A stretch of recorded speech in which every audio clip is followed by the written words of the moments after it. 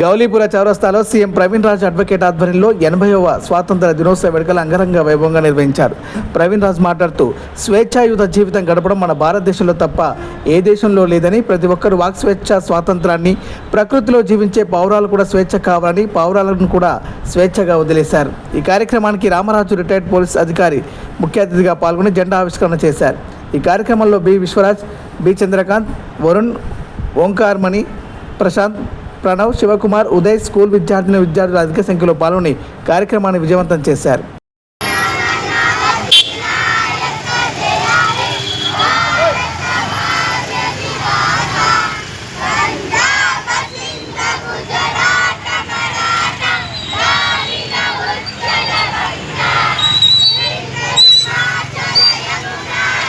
గౌలీపుర డివిజన్లోని ప్రాంగణంలో మెయిన్ చౌరస్తాలో 80వ స్వాతంత్ర దినోత్సవ వేడుకలు అతి ఉత్సాహంతో జరుపుకున్నాము. అదేవిధంగా మరి పావురాలను కూడా వదలడం జరిగింది. ప్రతి సంవత్సరము ప్రతిసారి 15th ఆగస్టు కానివ్వండి, మరి 26 జనవరి నాడుగున జెండా ఆవిష్కరణ దినోత్సవాన్ని ఘనంగా మేము వేడుకల ద్వారా జరుపుకుంటాం.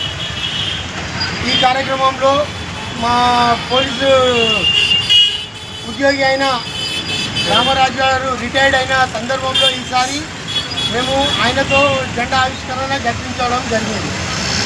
ఈ కార్యక్రమంలో ప్రతి స్కూల్ చుట్టుపక్కల ప్రాంతాలలో ఉన్న స్కూల్ పిల్లలందరూ ఈ కార్యక్రమంలో పాల్గొనడం జరిగింది.